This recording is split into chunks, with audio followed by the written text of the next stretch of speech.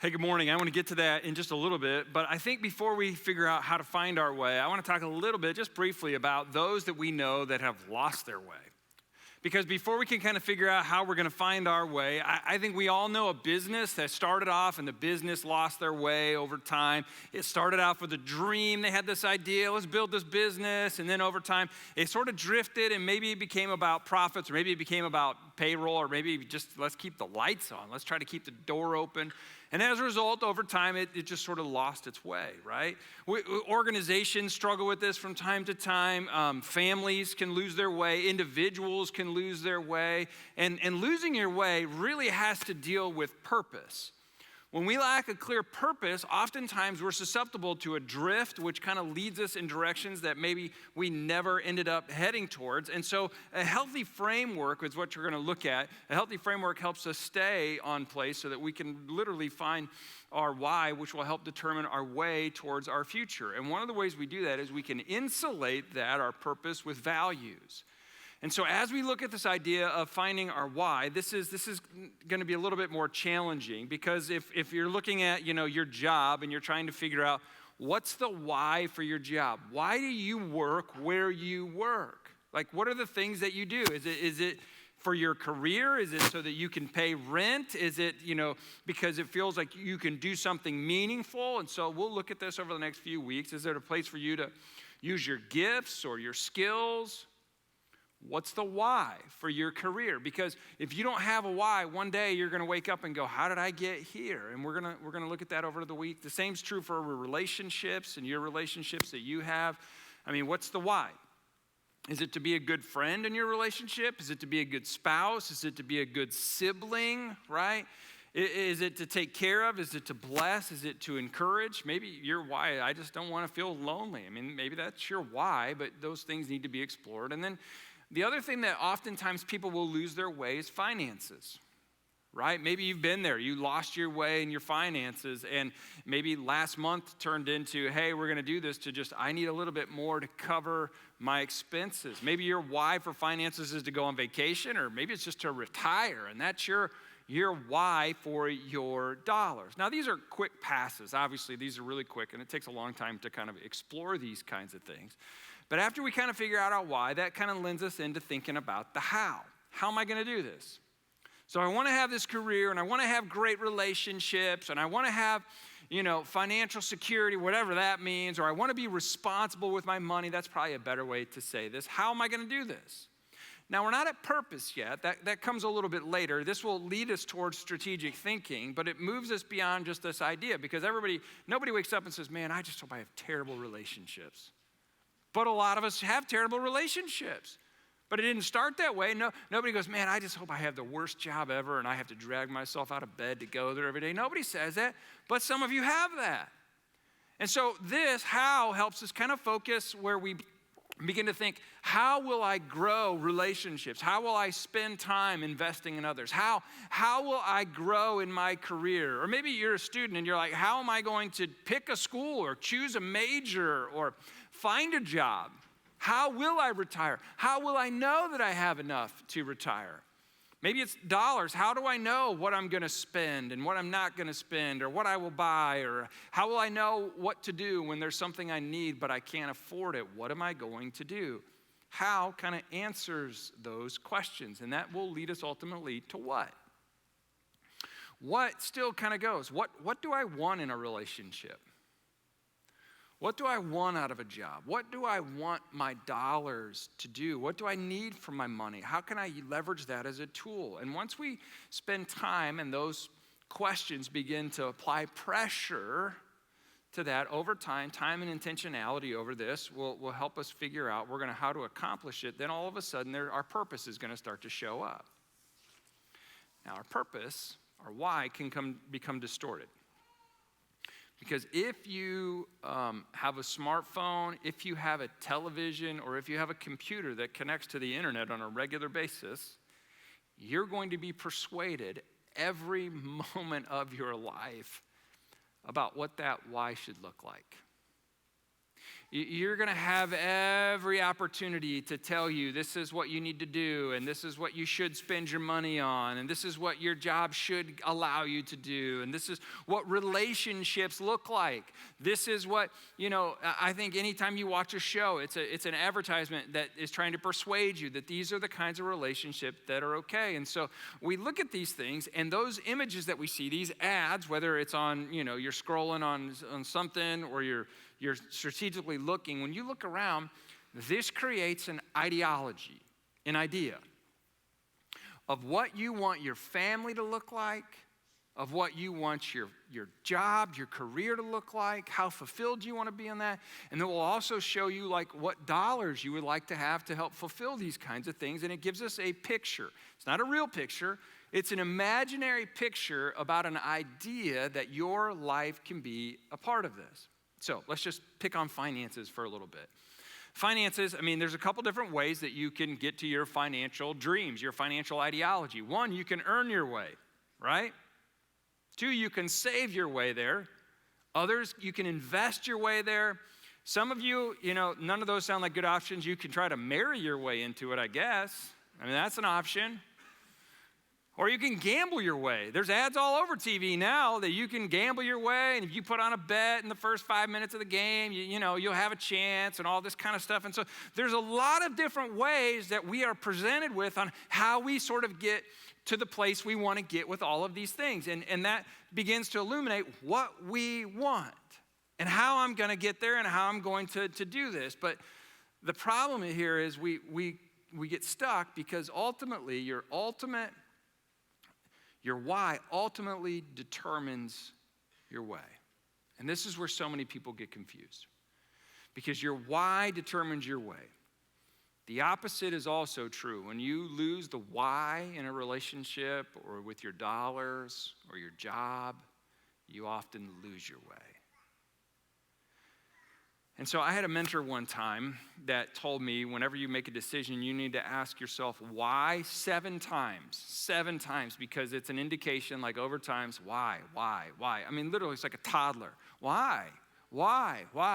Asking yourself 7 times, it's an indication because it will help you narrow down focus, purpose, and meaning. It will determine this. Because in those questions of why do you want that for your family? Why do you want that for your job? Why do you want this for your dollars? Over time, it will reveal something. It will reveal your end game. What's your end game for your marriage?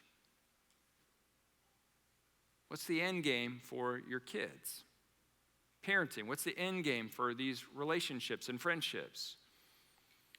Well, what's the end game for your dollars? What's going to happen to them? Where are they going to go? What will be said about the way that you spend and invested? What's the end game for your career? And so a lot of us don't think about the end. We think about, well, this is my expenses next month. This is what my family has on the calendar next week, right? And this is those kinds of, I have a job. I'm trying to keep my job. But when we begin to think about why, ultimately at some point, end game's going to show up, and that end game will determine what path and direction we take to go. And if we stop focusing on the end game, we'll get distracted along the way. So ultimately, your why determines your way, and it's a big question for all of the areas of your life. John Maxwell says it like this: a wrong why will always lead you in the wrong way. Aren't you glad you came today to learn this mind-boggling truth here today? You're like, well, gosh, I'm glad I came today. I had no idea that a wrong why would lead me in the wrong way. Obviously, this is not like rocket science here, but here's the thing.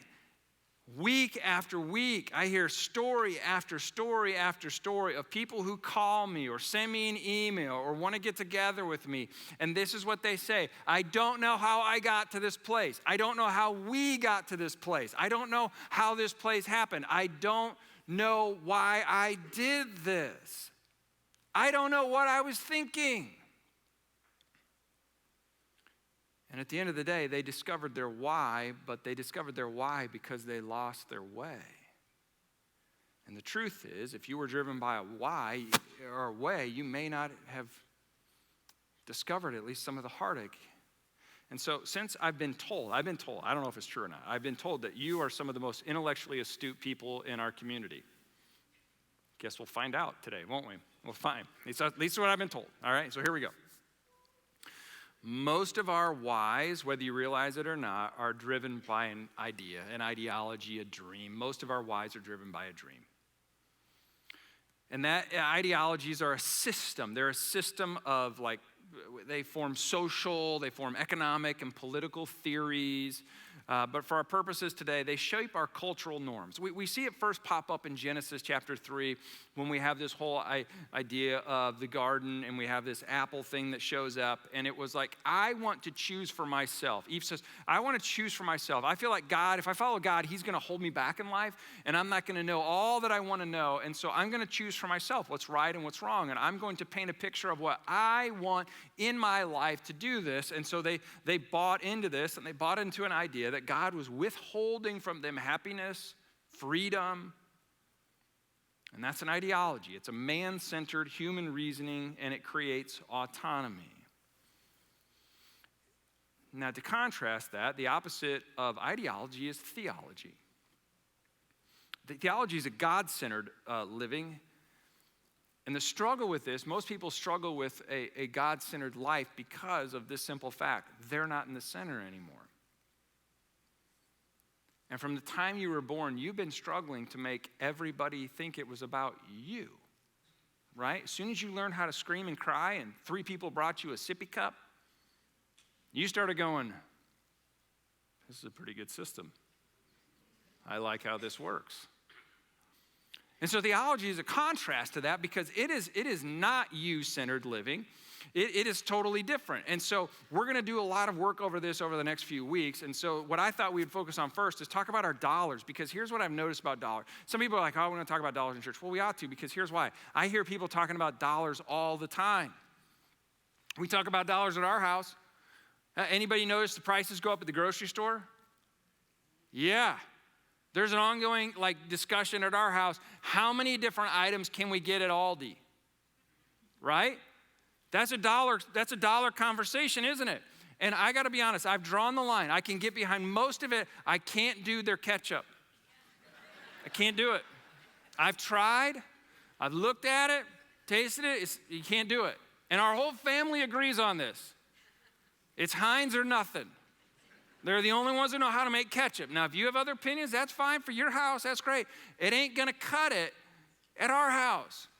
But that's a dollar question. And so since we have these kind of dollar questions and figuring out these things, I think it's important for us to begin to talk about it here as well, because I think this is a very non-threatening thing, because believe it or not, there's more said about your dollars in the Bible than anywhere else. And so Jesus tells this story, and it's a made-up story. It's a pretend story. They call parables. He makes up this story, and he starts talking about how people should manage their money and how they should be stewards. And really what he is doing is he is unlocking what Simon Sinek and Maxwell have talked about as well. He's helping us understand that if you don't know the why with your dollars, you will lose your way. And you could end up one day, if you don't know, you're going to open up, one day you're going to go and you're going to make a hamburger and you're going to open up a ketchup bottle and it's just going to run nasty. All of you bringing, you go, what is that? You're going to be lost. And so what he says is there's things that happen. So he tells this made-up story, and in the made-up story, he says, he talks about a story about bags of silver. Now, in most translations, it says bags of gold, and that's because I think it's difficult to translate this word. And so bags of gold, bags of silver. But the translators had different times as they begin to work at it. And so the actual word says talents. And talents equate to about 6,000 talents is a day's wage. So 6,000 denarii is a day's wage. And so if you were to take the average income in Illinois right now, pre-tax, obviously, if you're going to take the average income in Illinois right now and you were to shrink that down into a singles day wage and multiply that by 600, that would be that this bag of gold is about $1.2 million. And that's one bag of silver. So we have that for one. Then in the story that we're going to read, the master gives another guy 2 bags. So now we're at 2.4 million. And then he gives the third guy 5 bags of silver. So now for that guy, we're at 6 million worth of wealth that this master has given to people. And the only reason I say that for context is so that you know we're not talking about pocket change. These are big time dollars that these people have been entrusted with. So in Matthew 25, we get into this story, and we hear this story that's told, and Jesus makes up the story, and it's so fascinating because he says, after a long time, the master gave out 1.2, 2.4, and 6 mil. Verse 19, chapter 25 of Matthew. After a long time, the master of those servants, meaning long time that there should be some interest gained on this, after a long time, the master of those servants returned, and he wanted to come and settle his accounts with them. And the man who had received five bags of gold brought the other 5. He recognized that this was not his money, but that he had been entrusted with this. Now let me just help you out financially all across the board, regardless of what kind of ketchup you buy. One of the lies most people buy into is they think it's all their money. This parable lets you know that your money is not your money. You are stewards of God's money. No, I earned this. Okay, that's cute. You're not. You're stewards of God's money, the way that these people were stewards of the master's money. The idea of the parable is that God is the master who has distributed this wealth, and all of us have been distributed different amount unequally. So if you have if you got big issues with how much money you have, take it up with God. Okay, get mad there. So he recognized this, and the man who had received 5 bags of gold brought the other 5, and master said, Master, you've entrusted me with 5 bags of gold. See what I did with them. I've gained 5 more. And the master was full of praise for him, and he says, well done, my good and faithful servant. Now, you've heard that phrase before, and you've probably heard it at a funeral. True? But what's this verse in the context of? Responsible stewardship of dollars. Jesus is telling us how life works. So he says, you've been faithful in handling the small amount, so now I will give you many more responsibilities. Let's go. Let's celebrate together. Or your translation may say, come share in my happiness, or come share in my joy, or some sort of celebratory phrase is used at the end of it. So then the man that had 2 bags, 2.4 million bags, comes of gold, and also came and he says, Master, you've entrusted me with 2 bags of gold for my life. And I had to figure out the why, and once I figured out the why, that it wasn't my money, but you've entrusted it with me, it helped me find a way for this. And as a result, see, I have gained 2 more. And the master replied, well done, good and faithful servant. You have been faithful with a few things. I'm going to put you in charge of many things. Same thing. Come and enjoy your master's happiness. Then the man who had received 1 bag of gold came and said, Master, he said, I know that you're a hard man. Some say shrewd man, harvesting where you have not sown and gathering where you have not gathered seeds and you didn't cultivate, meaning you're shrewd and I know how this works, and I was terrified of you, and I was afraid that if I lost this or didn't do something with this, you would deal harsh with me. So I was afraid, and I hid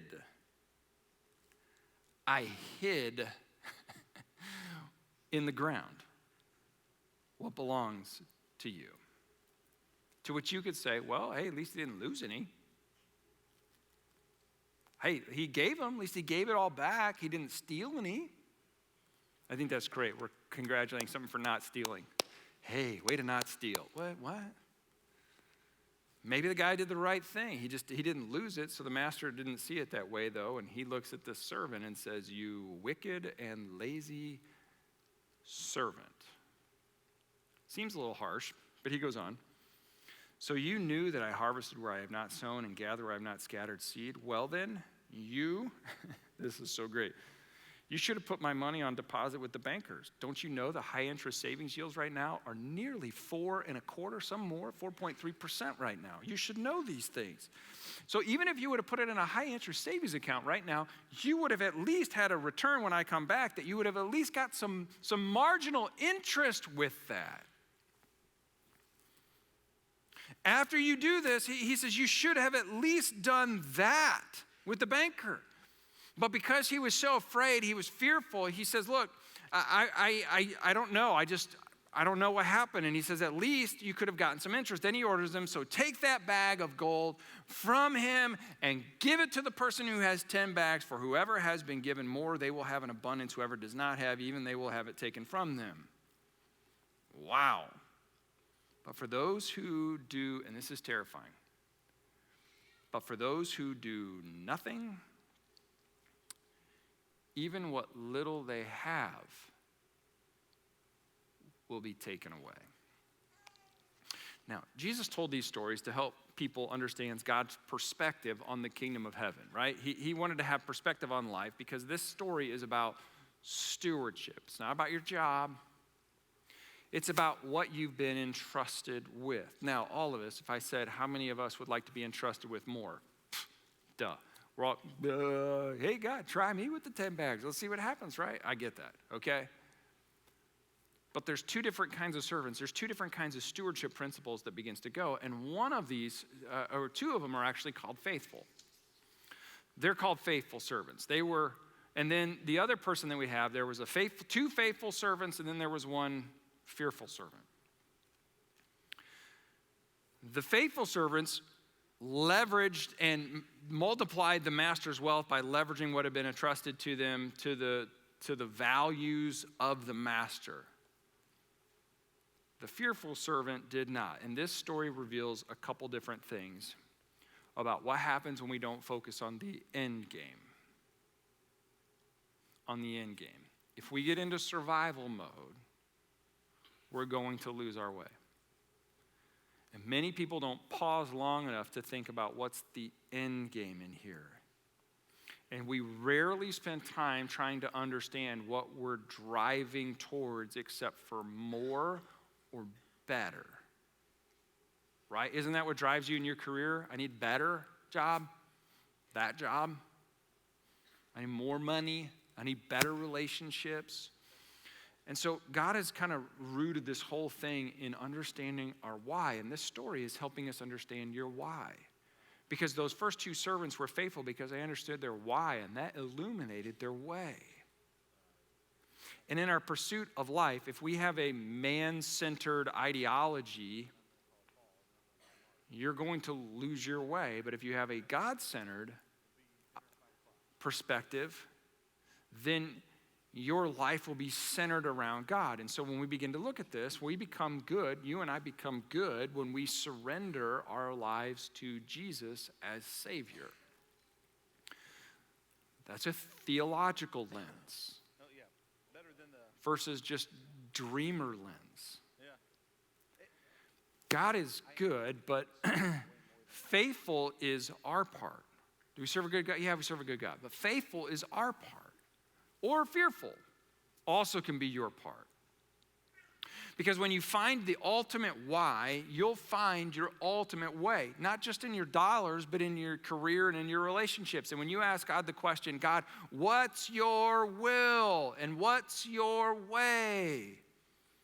Then theology begins to get into the lenses that you wear on how you see your life and the decisions that you begin to make. And so Jesus tells these stories, and it's about these stories about where they lost their way. And at the end, the verse that he says is, well done, my good and faithful. You understood it wasn't, you were stewards of your life, you were stewards of your relationship, you were stewards of your dollars. You were faithful.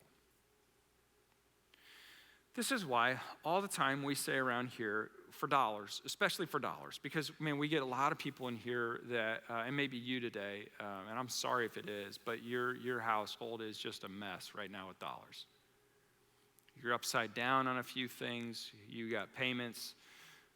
For your payments. And so we talk about this all the time.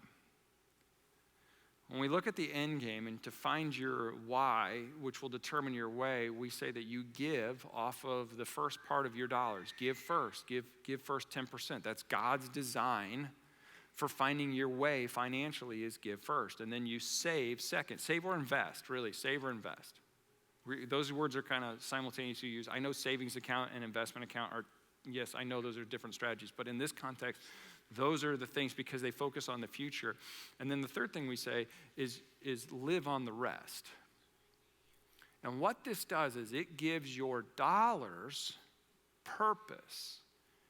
And some of you found this out the hard way. When your dollars don't have purpose, what do you not have enough of? Dollars. And then you look at your significant other or your spouse and you have these questions. Where did our dollars go? I don't know. Well, we had to get all this other stuff to live. What happens is your dollars have lost their way because they didn't have a why. They didn't have a purpose. And so when we look at this just this week, I was having a conversation with somebody who was younger. I was having a conversation, and we were talking about like, hey, you know, here's kind of how this will work best. You need to give 10% first of your dollars away. You need to give it away. Generosity first. And anytime you talk about that, even though it's God's way and even though it's in Scripture, and even though we would have a handful of people in here that would say, does this work? They would raise their hand and be like, How does it work? They go, I don't know, but we've never been without. But when that begins to be a part of it, like this purpose for your dollars, and you say, I'm going to give first 10% of what I have, I'm going to give away each paycheck, I'm going to give away. Inevitably, people whose dollars have not had purpose except for their own ideology, and they've never had their dollars go through a theology, go, well, that's not going to work. And you go, well, why won't that work? Well, because I don't have enough dollars now. When I keep all my dollars. Yeah, and at the same time, you may be lost financially right now. And God says when you give your dollars purpose, His purpose, then your financial path will have a way. Does that mean we'll all be millionaires like the people in the story? No. It means your needs will be supplied. Because when you find your why, you will find your will. And discipline comes from purpose. Another John Maxwell quote. Discipline comes with purpose. A lot of people don't have discipline in their life because they don't have purpose. Now, take your diet, take your exercise, take your dollars, take your relationships. They're not, isn't it true? You're super disciplined about the stuff you're passionate about. Nobody has to tell you to be disciplined about it. I just think that your dollars need to be brought under the theology of God, not your ideology. Then you begin to go one verse more. If we were to go another verse, we're not going to go this morning, but after the final verse 30, if we were going to go there, we're not going to go this morning. The verses follow this about the guy that lost his way. It says he'll be into darkness where there'll be weeping and gnashing of teeth. Man, I've met with couples who have wept and they gnash their teeth because of their financial situation. It's true. The verses are true.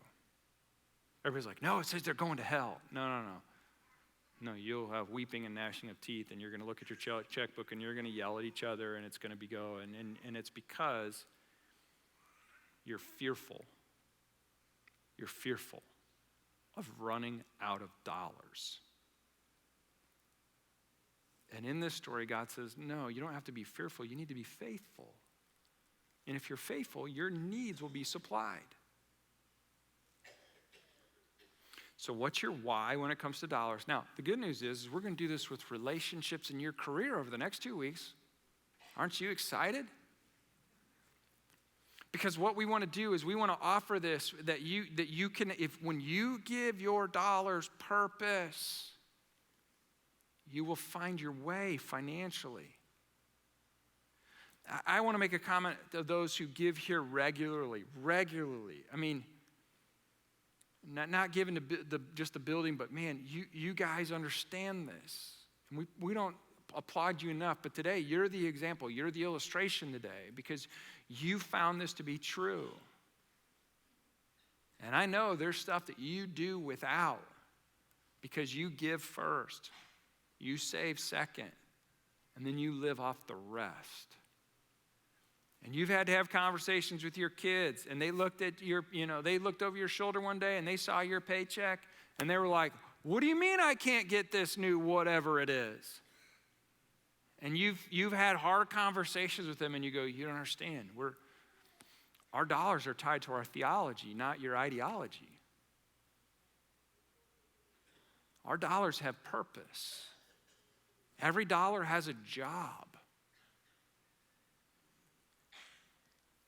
And so we want to make it as easy as possible here for those of you who are, giving first and those of you who are investing second. You have a way towards your retirement. You have a way towards achieving your goals right now. Why? Because you are stewards of God's money. And you know in the end game, when you give account for what you have done, "Well done, thou good and faithful servant," is a stewardship question. It's a financial question that will be asked of you of how you've handled God's money.